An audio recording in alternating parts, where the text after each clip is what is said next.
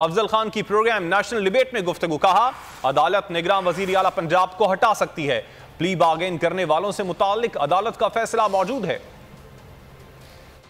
नकवी वाला भी आप देखें कि वो अदालत से रिवर्स हो जाएगा। इस मौजूदा इलेक्शन कमीशन के जो भी फैसले हैं वो आपको पहले से पता होता है कि वो पीडीएम के हक में होंगे और पीटीआई के खिलाफ होंगे। केसेस हैं उनके ऊपर जो नैब के, और वो क्रिमिनल एक्ट, एक तो ये होता है कि किसी का इल्ज़ाम हो, दूसरा ये कि एक आप खुद तस्लीम करते हैं और उसका जुर्माना अदा करके प्ली बार्गेन में आप वहाँ से निकलते हैं।